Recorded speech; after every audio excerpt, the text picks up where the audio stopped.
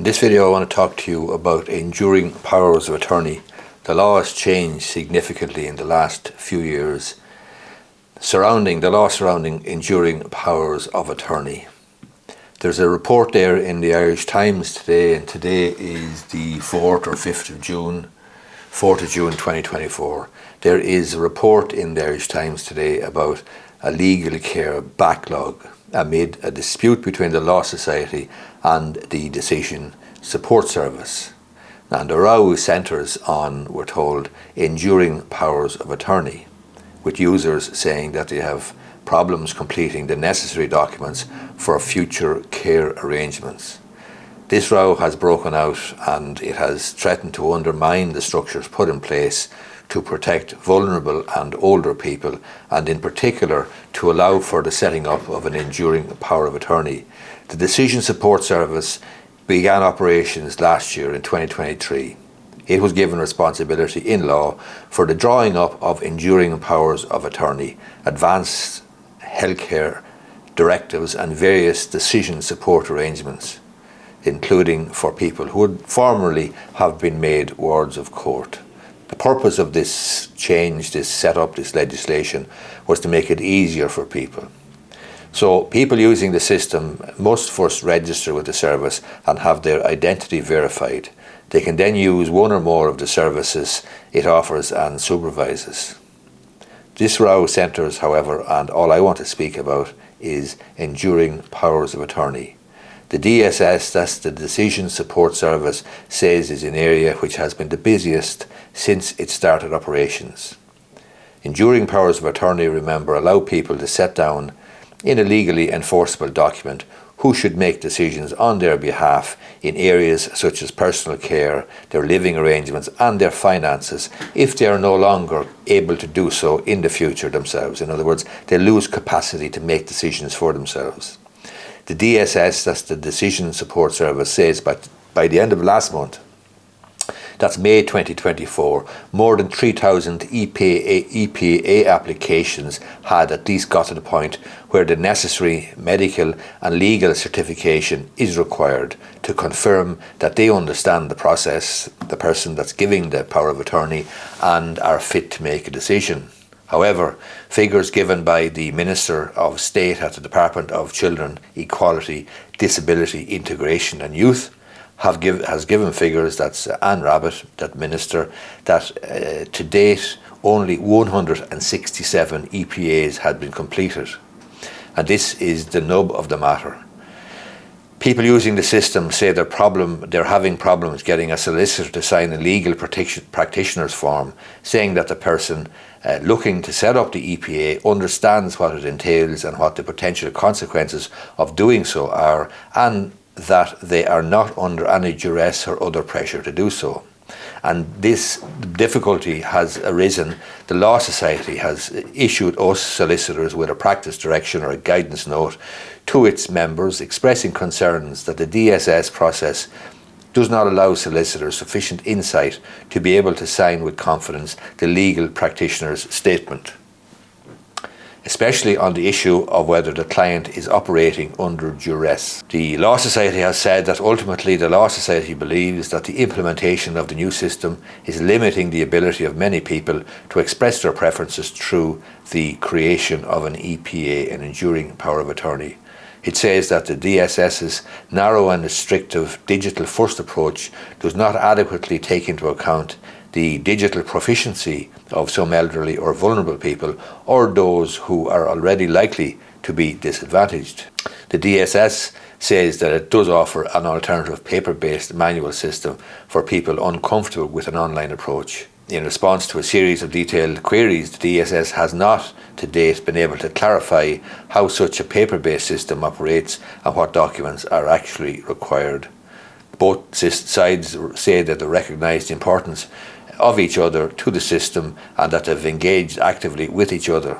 But the crux of the matter is this: a solicitor has serious obligations in terms of advising the donor of an EPA, an enduring power of attorney. And up to now, the solicitor has been involved from the very start, preparing all the documents necessary for an EPA.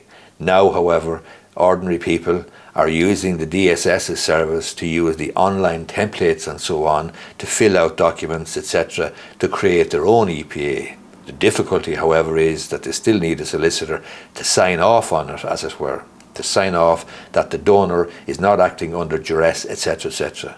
And solicitors have a difficulty with this because they see this not as a simple, straightforward rubber stamp sort of an operation, but one involving a significant amount of professional diligence and care.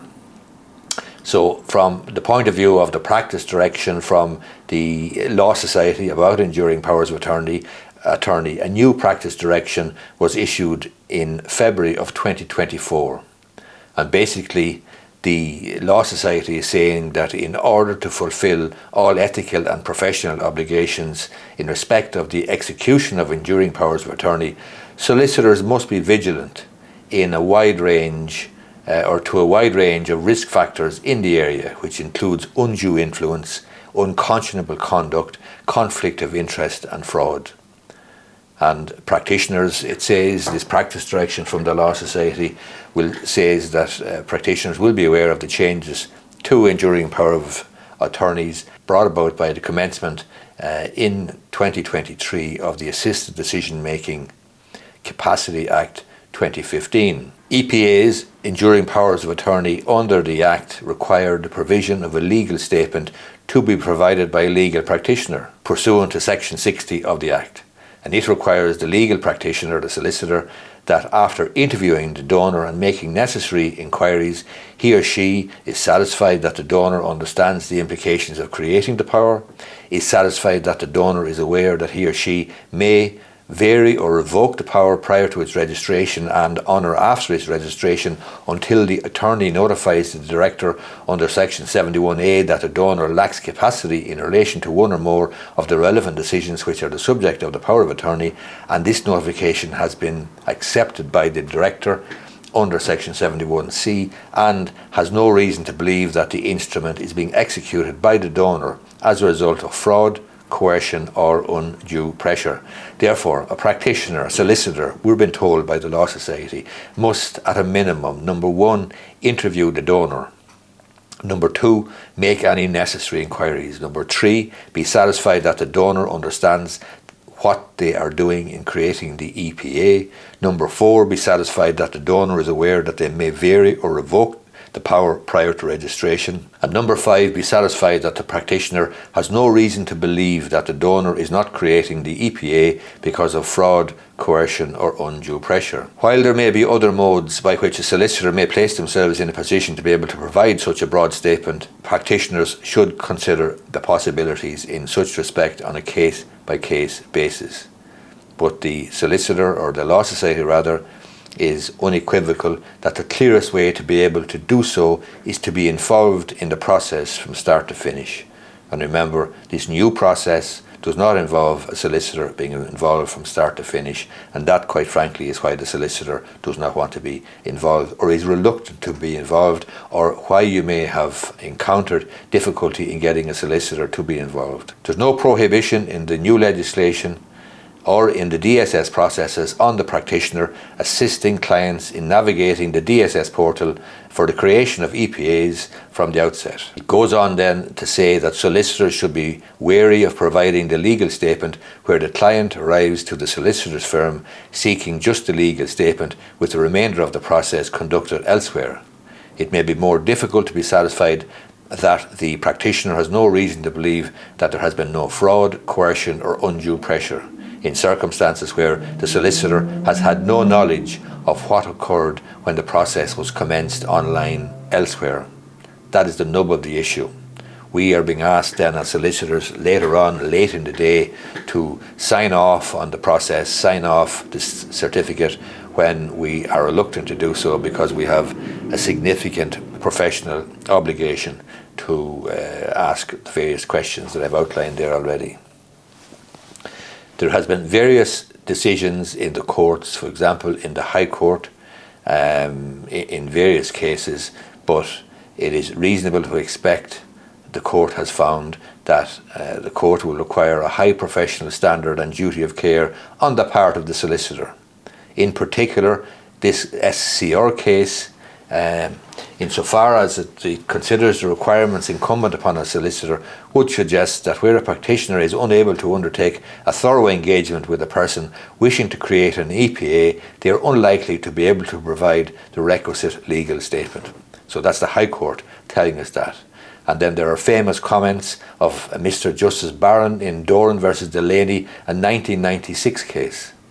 He says in that case, 1996, that, quote, the solicitor is not a conduit pipe. Once he is acting professionally, he warrants that so far as his own acts are concerned, he has taken the care and applied skill and knowledge expected of a member of his profession. He cannot therefore accept his client's instructions without question when it is reasonable to query them. The DSS has also issued a code of practice for legal practitioners. The attention of practitioners is drawn to this document, in particular in the context of providing the legal statement at paragraph 2.6.3. The DSS statutory code of practice stipulates as follows: it is therefore important for you, the solicitor, to fully explain the scope, purpose and implications of an enduring power of attorney and ensure that the donor understands these. You should make and record full and detailed notes for reference should any query arise. These requirements are critically important, as the DSS may, as part of an investigation, for example in respect of the validity of an EPA or suitability of the attorney, request relevant records or information and or summons the legal practitioner as the witness. As such, the provision of the legal statement is not a simple or perfunctory statement or perfunctory exercise. Any practitioner who provides such a statement will have to engage fully with the client, taking a detailed attendance note in accordance with good professional practice and the requirements of the DSS's Code of Practice for Legal Practitioners.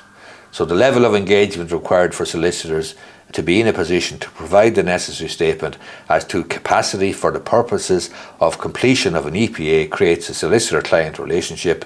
As such, solicitors will be required to observe all requirements for those relationships, which include obtaining anti-money laundering documentation, issuing terms and conditions of engagement, taking full and comprehensive instructions from the client, and providing advice in a manner setting which mitigates against the risk of undue influence, coercion or fraud by third parties. Where a donor is varying or revoking an EPA, Section 73 of the relevant Act requires a legal statement in similar terms, and the same considerations set out that I've discussed in this video apply in those circumstances. The Law Society is continuing to engage with relevant government departments and with the DSS in relation to this issue, but to summarise and conclude, the difficulty is that solicitors used to be involved in preparing the papers for an enduring power of attorney from the outset, and in doing so they could ask relevant questions from the donor, ensure that they were satisfied that the donor wasn't acting under duress or coercion or undue influence, and so on. However, the new situation allows people to make their own forms, create their own forms from the templates provided by the DSS online, but the difficulty then is they're coming in late in the process to a solicitor. The solicitor is asked to certify that the person, the donor, knows what they're doing, etc., etc., and that is a difficulty for solicitors because we are being brought in late in the day, and yet if things go wrong or if there's any question mark over the person's capacity or their understanding, etc., etc., solicitors are going to be on the hook and could be called as witnesses in any litigation, etc., etc.